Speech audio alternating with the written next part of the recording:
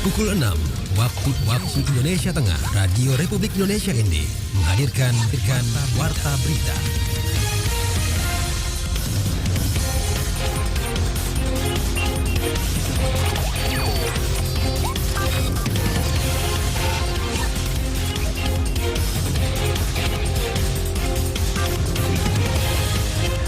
Selamat pagi saudara, Anda mendengarkan Warta Berita RRI edisi Jumat 7 Juli 2023 dengan Sari Berita. DKP Sika minta Polda NTT usut tuntas pelaku pembawa bahan dasar bom ikan. Masyarakat diminta hentikan stigma negatif penderita kusta.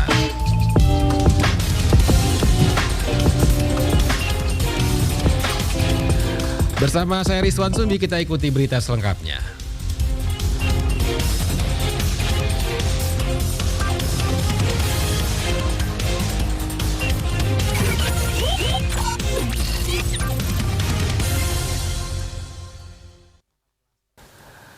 Kepala Dinas Kelautan dan Perikanan Kabupaten Sika meminta Polda NTT untuk memutuskan rantai pasokan bahan baku bom ikan setelah ditemukannya 2.489 kg pupuk untuk bahan baku perakitan pemboman ikan di Pulau Pemana, Kecamatan Alok Timur, Kabupaten Sika. Laporan Veranda Garus.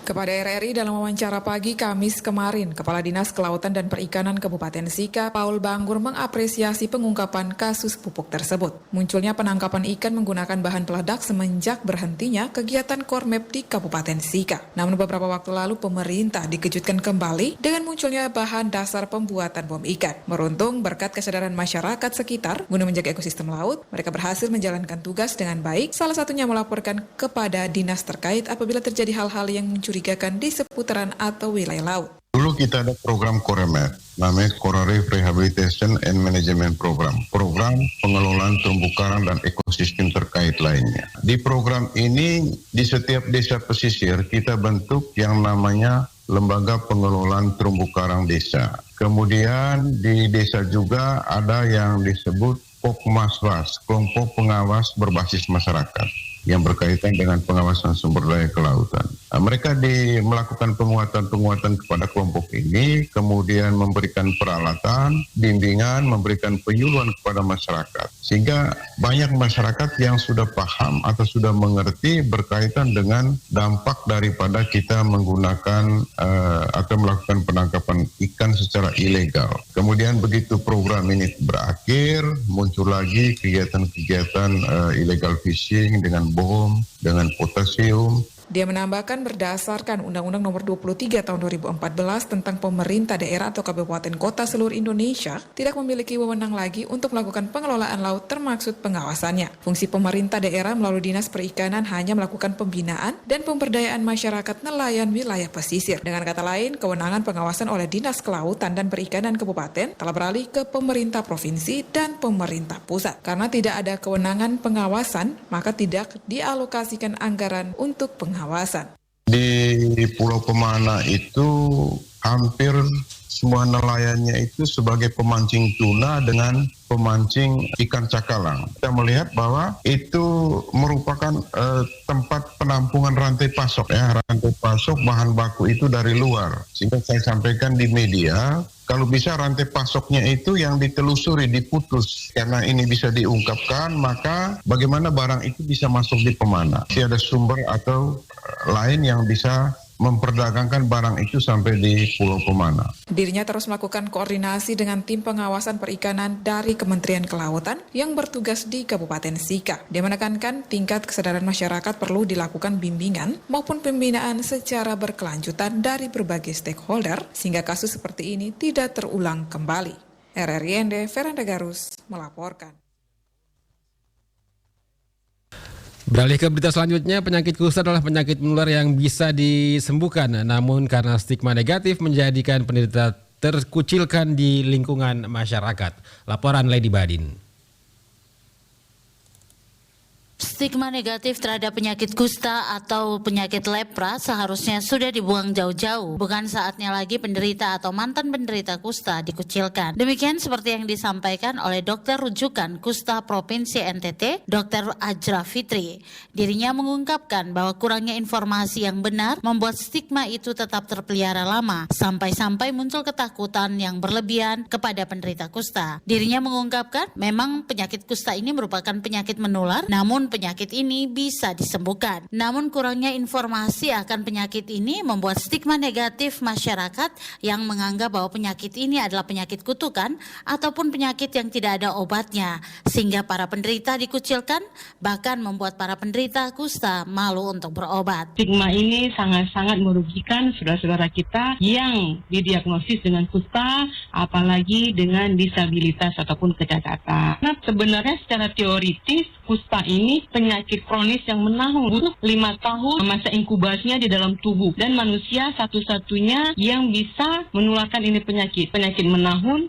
menular, tetapi dia bisa disembuhkan jika minum obat dengan teratur. Dan obat ini sudah dipromosikan pemerintah dan gratis, mudah diakses, di puskesmas juga sudah ada. Dr. Ajra Fitri kemudian mengungkapkan, di NTT kasus kusta ini masih merupakan kasus bawaan dari kasus-kasus tahun-tahun sebelumnya, dan NTT masih cukup tinggi kasus kusta yang terjadi. Hal ini menurutnya perlu dukungan dari semua pihak untuk menghilangkan stigma bagi penderita kusta agar tetap berkarya dan semangat untuk memeriksakan diri serta rutin pengobatan agar bisa segera sembuh. Untuk di NTT sendiri, kasus yang ada ini biasanya kasus yang terbawa dari beberapa tahun yang lalu, baik itu karena minum obat tidak teratur, mungkin putus obat di tengah jalan sehingga tidak tuntas. Untuk kusta ini bisa disembuhkan jika minum obat teratur. Contohnya ada 2 tipe, ada yang multi, ada yang poly. Multi itu butuh 12 bulan rutin untuk minum obat. Ketika dia 6 bulan hanya minum obat, itu akan drop out, nanti datang lagi, kita periksa lagi, ulang lagi. Jadi kasus-kasus itu yang membuat NTT itu termasuk tinggi, sehingga ini butuh kerja keras, kita semua, dukungan, support system dari keluarga juga, masyarakat juga. Setidaknya ketika pun sudah didiagnosa dengan kusta ini, kita memberi sedikit dukungan, support agar bisa minum obat dan menyelesaikannya. Dirinya mengharapkan seluruh masyarakat untuk lebih aware akan penyakit ini dan tidak mengucilkan penderita dengan stigma-stigma negatif. Ajra pun berharap lewat informasi tentang kusta yang merupakan penyakit yang bisa disembuhkan dapat memberikan harapan kepada penderita dan keluarga bahwa kusta ini bisa disembuhkan asal rutin berobat. RRI ND Lady Badin melaporkan. Tim relawan untuk kemanusiaan Flores atau Truk F soroti tingginya angka kasus kekerasan terhadap anak dan perempuan di Sika hingga Juli 2023. Tercatat sudah sebanyak 116 kasus. Selengkapnya Ferry Soo melaporkan.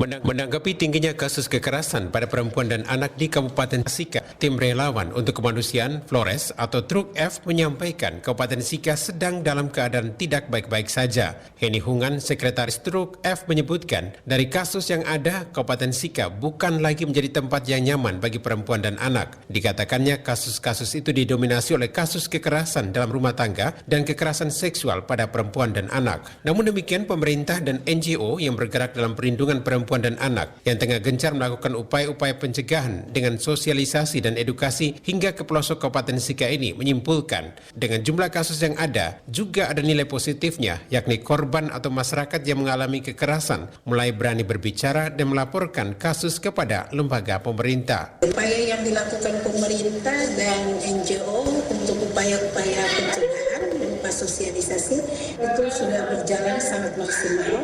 Itu hampir ke seluruh pelosok Kabupaten Sika, sehingga budaya masyarakat Sika yang awalnya selalu menutup kekerasan yang terjadi dalam lingkup rumah tangga maupun kekerasan seksual yang dimana pelakunya orang paling dekat dengan keluarga, itu akhirnya perlahan-lahan sudah mulai luntur. Korban mulai speak up ya. Tim relawan untuk kemanusiaan Flores atau Truk F juga berharap kepada seluruh masyarakat agar tidak sungkan dan segan mengadu setiap tindakan kekerasan pada perempuan dan anak karena UPTD, PPA Sika, dan NGO siap menerima setiap pengaduan dari seluruh masyarakat Kabupaten Sika dan siap memfasilitasi kasus-kasus yang dilaporkan hingga tuntas. RRI ND Feriso melaporkan. Anda sedang mendengarkan Warta Berita RRI ND. Menjaga hubungan dengan masyarakat adalah kunci pelayanan publik yang baik. Pelayanan publik dalam konteks politik adalah soal bagaimana meletakkan dan menjaga hubungan antara negara dengan masyarakat, antara pemerintah dengan warga, antara mandat dan akuntabilitas, antara hak dan kewajiban. Demikian disampaikan anggota Ombudsman RI Robert Endi Jaweng dalam workshop pendampingan penilaian penyelenggaraan pelayanan publik tahun 2023. Robert menyebutkan bahwa pada lokus tahun 2023, penilaian kepatuhan pelayanan publik 2023 akan berfokus pada 5 unit OPD, yakni Dinas Sosial, Dinas Kesehatan, Dinas Kependudukan dan Pencatatan Sipil, Dinas Penanaman Modal dan Pelayanan Terpadu Satu Pintu, dan Inspektorat. Dalam penilaian penyelenggaraan pelayanan publik tahun 2023 terdapat 5 dimensi dalam penilaian. Salah satunya adalah dimensi pengaduan, di mana ini yang menjadi salah satu yang harus difokuskan. Berdasarkan pada hasil penelitian kepatuhan Provinsi NTT tahun 2022 di 22 kabupaten kota, hanya pemerintah Provinsi NTT dan Kota Kupang yang mendapat zona hijau atau opini kualitas tinggi 8,33%. Sementara 15 pemerintah daerah kabupaten berada dalam zona kuning, yakni opini kualitas sedang, dan sisanya sebanyak 6 pemerintah daerah kabupaten berada dalam zona merah, yakni opini kualitas rendah. Workshop yang diselenggarakan oleh Ombudsman RI perwakilan Provinsi NTT ini mengundang para inspektur serta kepala bagian organisasi dan tata laksana dari seluruh lembaga pemerintah di kota se-Kabupaten NTT.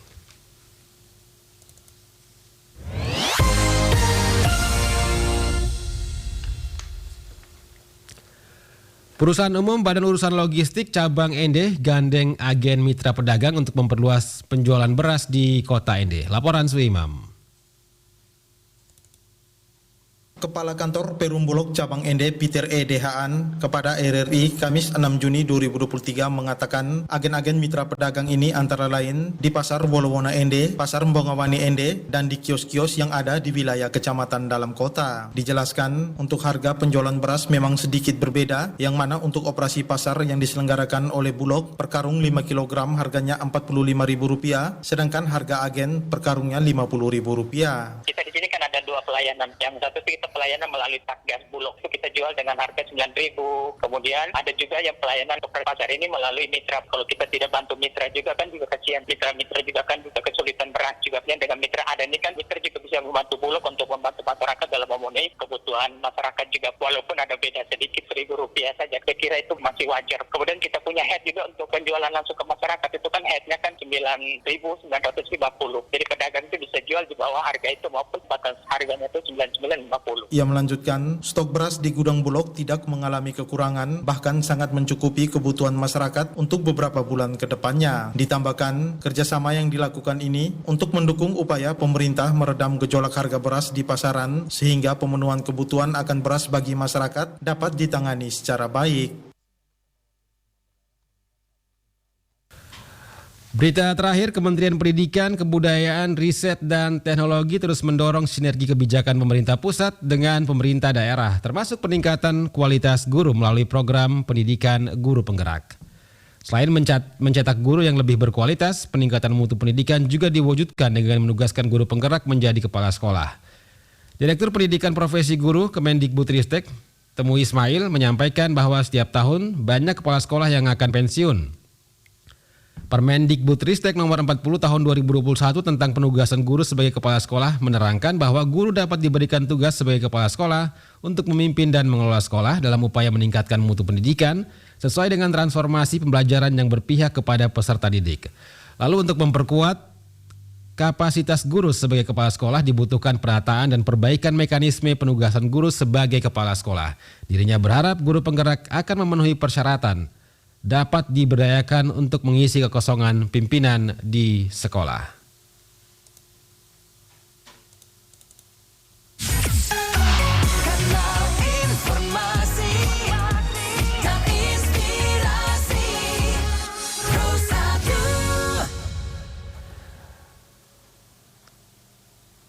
Sekian warta berita produksi RRI ND pagi ini. Saya Rizwan Sembi mewakili kerabat kerja yang bertugas. Selamat pagi.